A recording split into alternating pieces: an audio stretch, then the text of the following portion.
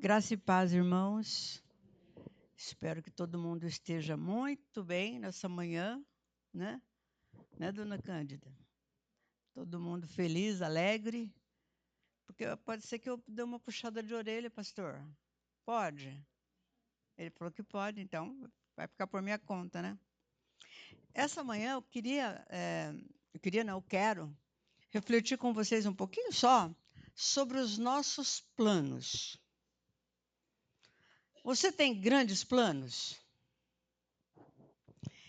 Quais são os seus planos? Pensa aí que planos você tem. Por exemplo, plano de vida. Pretende viver até quanto tempo aí, pastor? Quantos anos? 120 ele. Vocês estão aí, querem viver quanto? E viver que jeito? Bem legal, assim, numa boa? Quem tem planos de trabalho diferente? Oh, ele já... Que coisa mais linda! Você já vai trabalhar? Legal. Planos de família? Aumentar a família. Tem gente querendo aumentar a família aí ou não? Acho que não, né? Melhor não. Vocês têm planos para alguns anos? Assim, vai demorar alguns anos os seus planos? Eu acho que seus planos são bons. Não são? São bons planos. Creio que sim.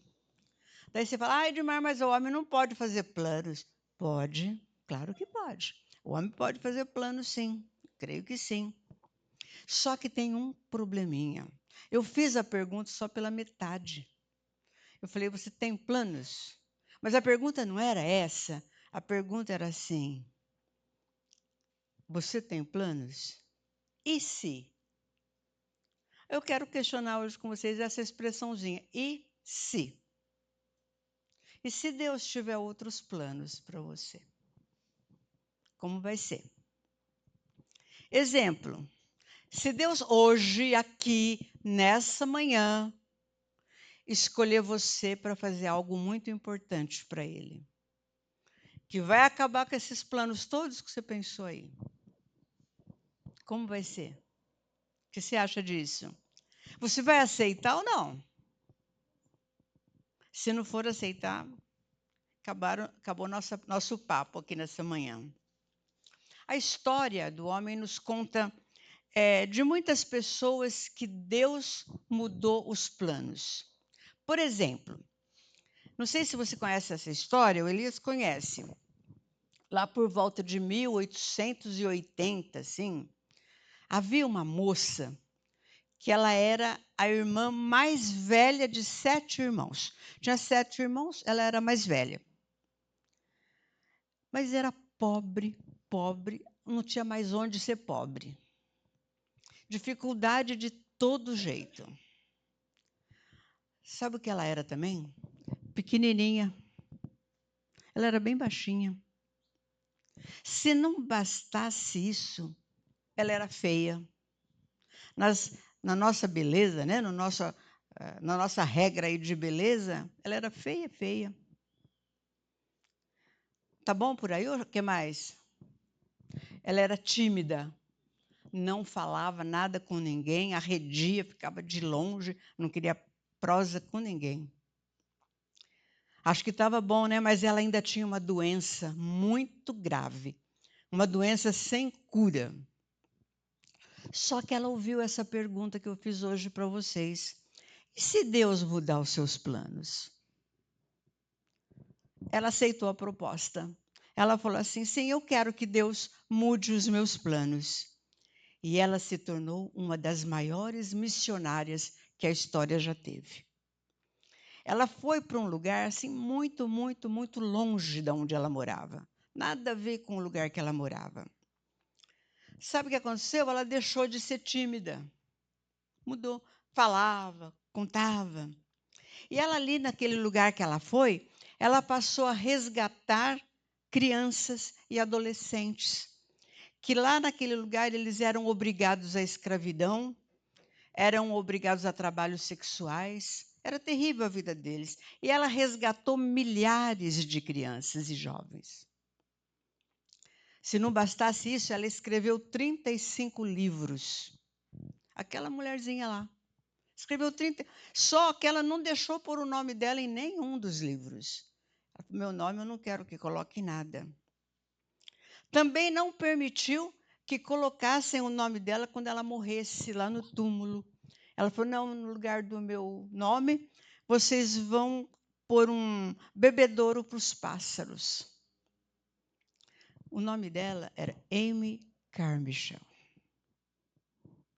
Bom, eu acho que ela não ficou bonita nem alta, viu, gente? Ela continuou feia e baixinha. Só que ela tinha uma música para tocar na sua vida. E o maestro da orquestra se tornou Deus. Mas um dia, essa história eu não sei quem já conhecia. Mas tem uma outra história que vocês já conhecem, que é a que nós vamos trabalhar hoje. Também, um dia, Deus também interveio na vida de um personagem agora muito conhecido nosso. Nós conhecemos ele muito mais do que conhecemos essa missionária. E ele se chamou Moisés. Deus foi buscar Moisés. Sabe quando que Deus foi buscar Moisés? Um dia. Um dia. Simplesmente assim, um dia. Quando? Quando ele era perdedor, quando ele era fracassado, quando o espírito dele estava destroçado. E Deus falou assim para Moisés, Moisés, e se? O que ele está falando hoje para você? E se? E se eu usar você, Moisés, para você libertar o meu povo do cativeiro no Egito? E se eu fizer isso com você? Arregaça as mangas e vamos viajar de volta para o Egito. Ir para o Egito agora? Ah, não vou não, senhor. De jeito nenhum. Eu voltar para o Egito agora? O senhor tem ideia da viagem, de onde eu estou até o Egito? O tamanho, a distância disso não vai dar. Não vou conseguir, não. O senhor sabe com quantos anos eu estou? 80. Como uma pessoa de 80 anos pode fazer uma viagem dessa? Só que um dia ele já teve 40 anos. Ele já teve. E quando ele teve 40 anos, ele era muito curioso. E ele queria conhecer de perto, aos 40 anos, o povo que realmente ele pertencia. E quando ele foi conhecer aquele povo, ele simplesmente perdeu a cabeça. Nos 40 anos é mais fácil perder a cabeça, né? E ele tomou as dores de alguém que era do seu povo e matou quem estava espancando aquela pessoa. Isso eu estou em Êxodo, capítulo 2, versículos 11 e 12. Mas acompanha a minha leitura, que acho que é um pouquinho diferente. E lá, Êxodo 2, versículos 11 e 12, diz assim: Já adulto, Moisés foi visitar o seu povo e descobriu que eles eram forçados a realizar trabalhos pesados. Durante a sua visita, ele viu um egípcio espancar um hebreu, um homem do seu povo. Ele olhou para todos os lados e, não avistando ninguém por perto, matou o egípcio. Em seguida, escondeu o corpo na areia. Esse era o Moisés, 40 anos antes. Ele queria fazer justiça com as próprias mãos. Ele criava confusão. Ele cometeu assassinato e, é claro, se tornou culpado, né? Tornou-se um fugitivo. Para onde que ele ia fugir? Nada mais, nada menos que para o deserto. E lá no deserto, veja só, deserto, ele encontrou pessoas que o ampararam e casou-se com a filha do sacerdote. Você já encontrou alguém no seu deserto? No seu deserto, alguém já te amparou?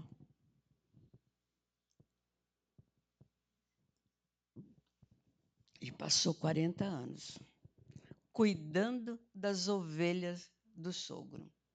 Olha a vida dele. 40 anos cuidando de ovelhinha. Um cara que foi criado no palácio, com todas as regalias, agora fica cuidando de ovelha, que nem dele era do sogro. E o plano dele era esse: o deserto vai ser o meu túmulo. Daqui não vou mais sair. É aqui que eu vou ficar para sempre. E agora? Agora ele está com 80 anos. Tem planos? Não. Que planos ele poderia ter? Não tem planos nenhum. Mas Deus tem os seus planos.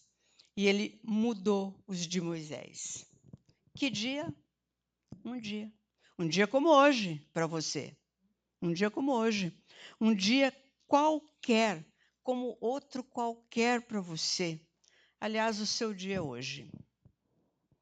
O dia amanheceu para você já? Sim ou não? Me ajuda aí, gente. Eu fico falando sozinha aqui, dá uma força. Né? Me ajuda aí. Geralmente, quando o dia amanhece, a gente faz o quê? Hã? Muito bem, toma café. Toma café. Eu não sei quem resolveu tomar café aqui na igreja para economizar lá em casa, né? Mas o certo, todo dia, é tomar café lá em casa, tá? Tem gente que levanta, toma café e depois senta no computador. Trabalha no computador. Tem gente que não, que vai para o trabalho. Levanta, toma café e vai para o trabalho. Tem gente que vai para a escola, certo? Tem gente que fica em casa limpando a casa, preparando as refeições da família, limpa tudo bonitinho. Agora tem gente mais importante que levanta, toma café e embarca no avião. Uau! E vai para uma reunião de negócios. Acho que aqui o Mateus faz isso. A mesma canção, todo dia. Um dia. Até que Deus entra em cena.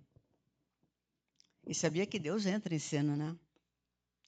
Antes disso, antes desse dia, Deus já tinha procurado você. Ele já tinha chamado a sua atenção. Mas você saiu correndo, fazendo os seus próprios planos, sem ser enviado.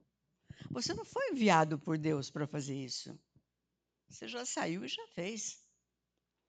Você falhou muitos dias, recuou outros, e aí você não aceitou quando foi realmente chamado por Deus. Pensa nisso. Deus já não chamou você um dia e você falou: "Ah, vai dar não, hein?" Você viveu sempre um dia qualquer. Ou seja, como se fala aí, um dia atrás do outro. Esse também era um dia qualquer para o nosso Moisés. E passando para o capítulo 3 de Êxodo, de 1 a 3, lá diz assim: certo dia, Moisés estava cuidando do rebanho do seu sogro. Olha o que Moisés estava fazendo? Cuidando do rebanho, aquilo que ele fazia todo dia. O seu sogro chamava Jetro, era sacerdote de Midian. Ele levou o rebanho para o deserto e chegou ao Sinai, o monte de Deus. Ali, o anjo do Senhor lhe apareceu no fogo que ardia no meio do arbusto. Moisés olhou admirado, pois, embora o arbusto estivesse envolto em chamas, o fogo não o consumia. Que coisa estranha, pensou Moisés. Por que o fogo não consome o arbusto? Preciso ver isso de perto, preciso ver melhor isso aí. E é aí que surge Deus. O seu arbusto está em chamas? Como é que está o seu arbusto nessa manhã? É nesse momento comum do dia a dia que Deus escolhe para entrar em cena. Nada diferente, tudo igualzinho no mesmo dia. Deus entra em cena inesperadamente. Ele entra em cena sem aviso próprio. Não está na sua agenda. E é no cotidiano do dia a dia que Deus fala: opa, você aí. Esse é o estilo de Deus. Ele levantar cedo, você naquele dia normal, ele fala: ó, é você. Sabe, tem gente que fala assim: ah, isso não dá certo, não. Arbusto fica cheio de fogo, arder em chamas. É verdade, irmãos. No deserto é comum isso. Não era nenhuma novidade, viu? Não era uma novidade que o Moisés, nossa, o arbusto.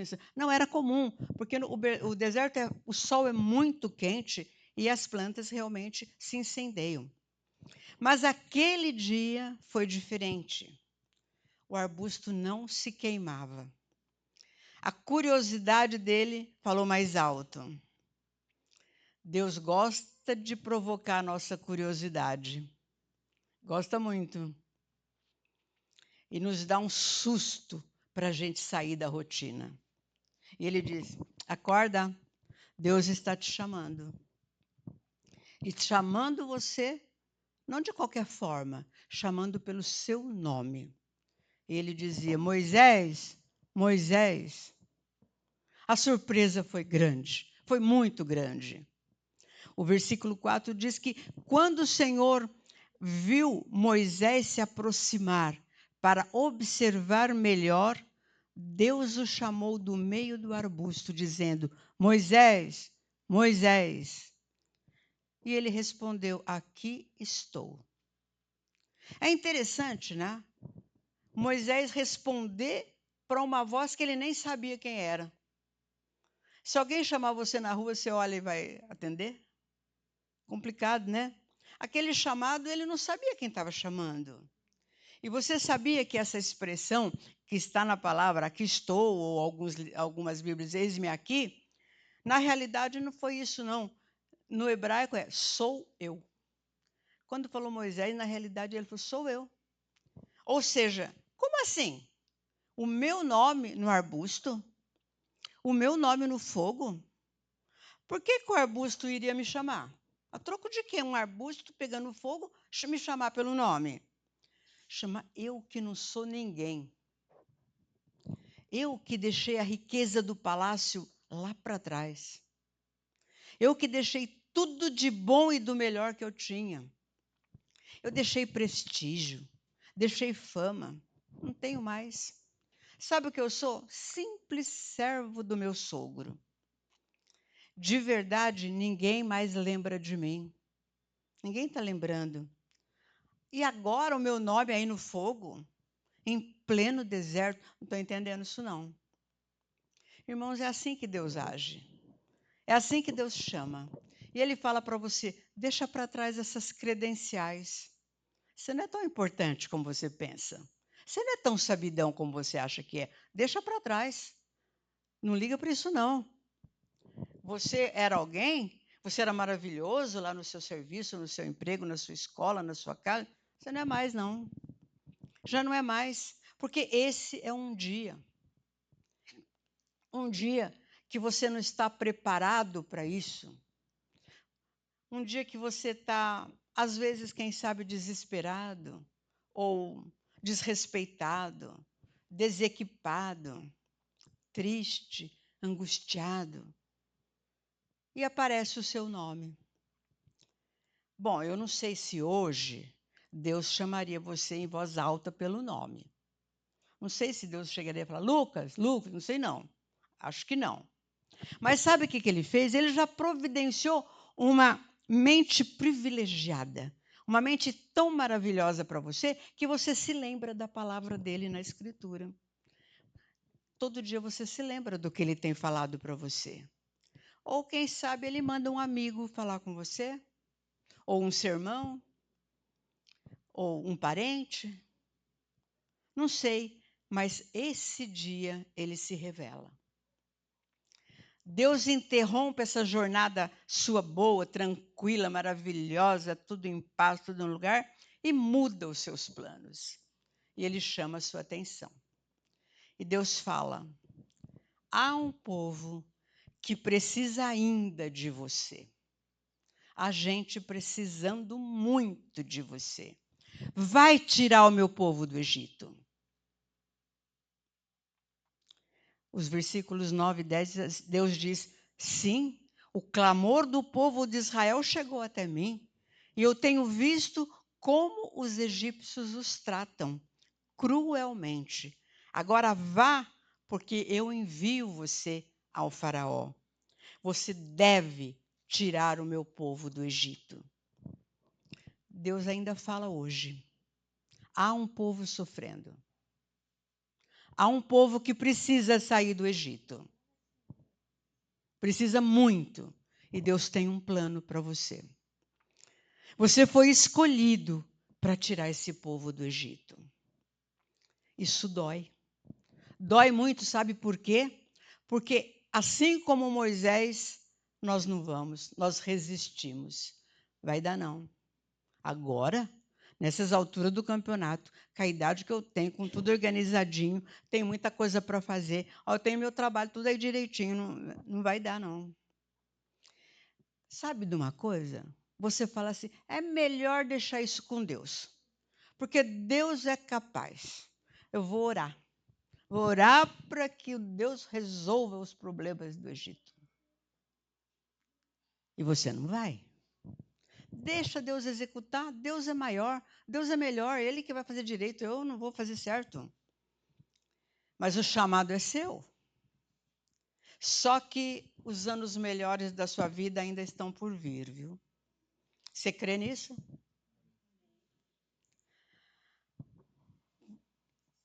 É aí que você se acha um candidato pouco provável para os planos de Deus.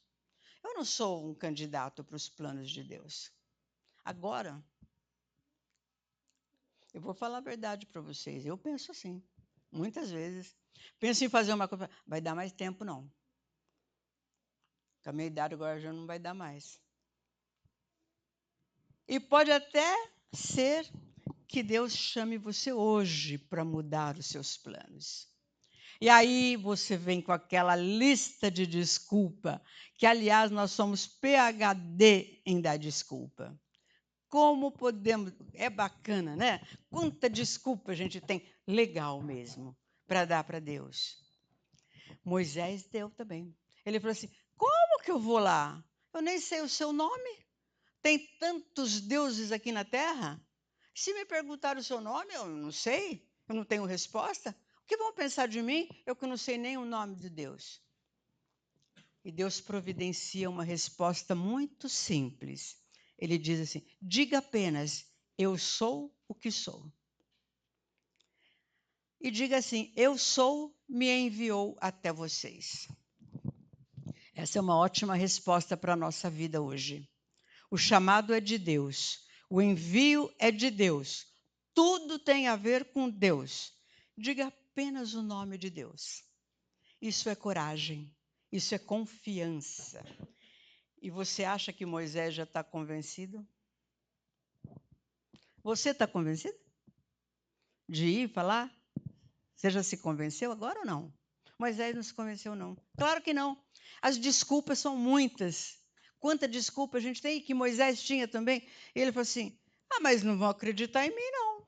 Se eu for lá no Egito e falar, ninguém vai acreditar.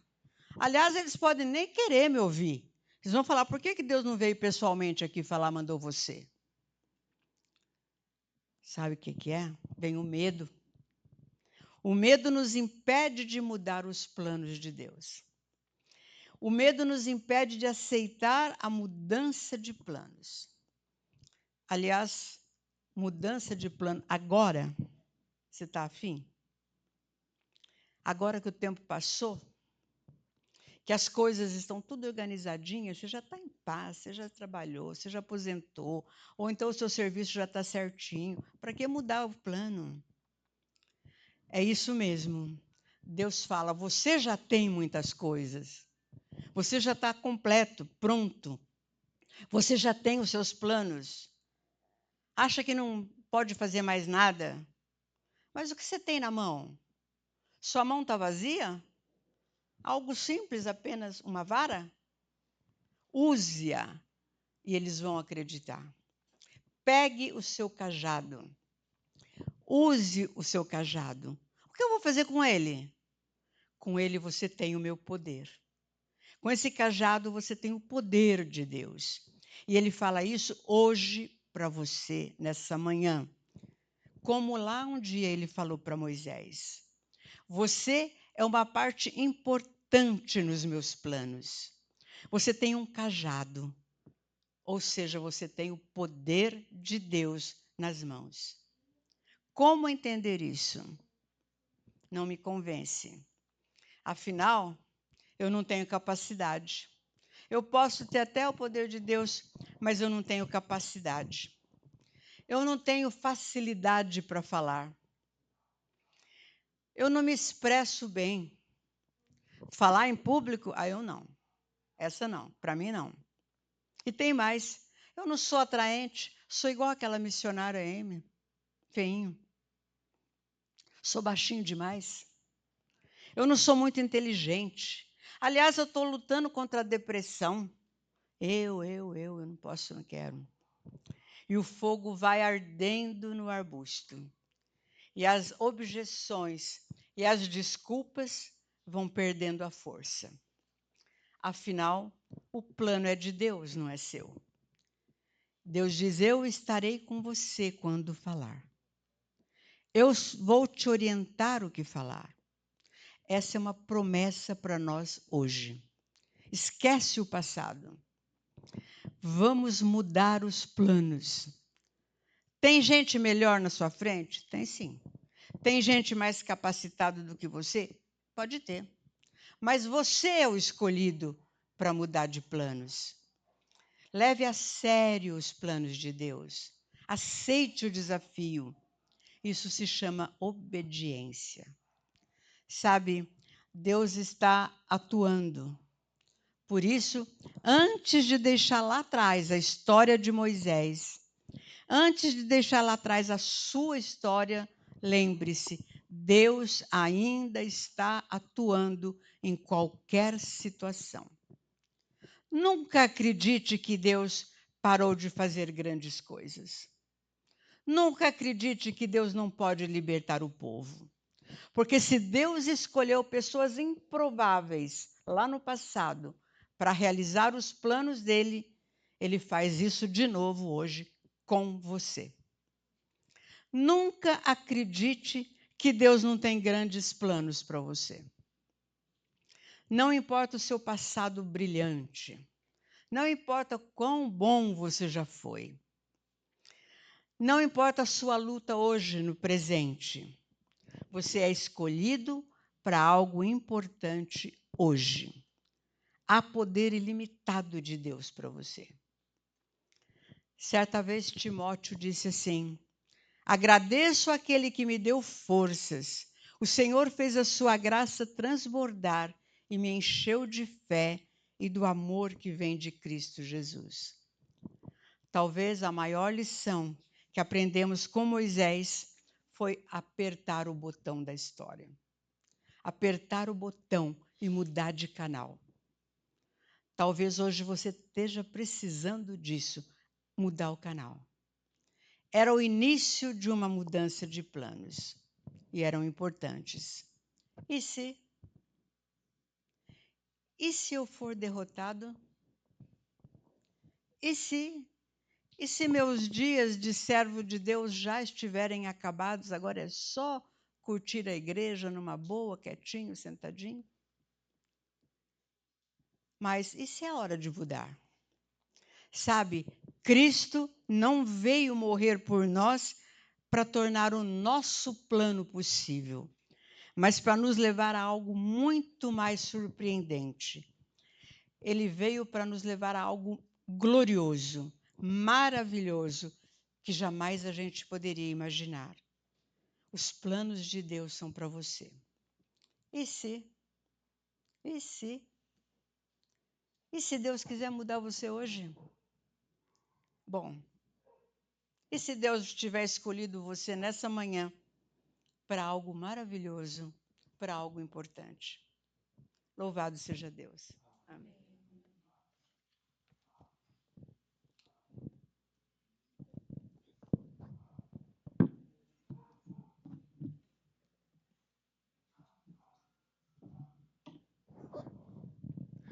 louvamos a Deus pela palavra do Senhor ao nosso coração. E se os planos de Deus para a nossa vida, né? Deus, ele pode interferir a qualquer instante na nossa caminhada, na nossa vida. Nós vamos nos colocar de pé, vamos estar orando ao nosso Deus e estaremos encerrando o nosso culto e nós já convidamos os irmãos para nós tomarmos o nosso café e refletir sobre essa mensagem, né? Nós vamos conversar o que Deus falou no coração dos irmãos, né? Bater um papo sobre essa mensagem do nosso irmão Edmar. Então nós vamos estar orando. Eu vou pedir que a Edmar esteja impetrando a bênção. Eu vou orar, a irmã já impetra a bênção, né? Vamos orar então. Pai, nós te louvamos pela tua palavra, Senhor, que nos desafia. Tua palavra que nos chama, Senhor, a realizar os teus planos para a nossa vida. Senhor, nós suplicamos que essa palavra fique guardada em nosso coração, não apenas guardada, mas que nós possamos colocá-la em prática, Senhor, no nosso dia a dia. Continua conosco, Senhor, nessa manhã, falando ao nosso coração ainda mais, comentando na aula, Senhor, refletindo sobre essa mensagem. Nós te louvamos pela vida do nosso irmão Edmar, continua abençoando a vida dela, derrama sobre ela a tua graça e tua misericórdia cada vez mais. É o que nós pedimos, rogamos, no nome de Jesus. Amém. E a graça do nosso Senhor Jesus Cristo, o amor de Deus, o nosso Pai, a comunhão e a direção do Espírito Santo seja com você, irmão, seja com esta igreja, seja com as nossas crianças e seja com todo o povo de Deus sobre a face da terra, hoje e sempre. Amém. Amém, amém. Deus abençoe. Amém.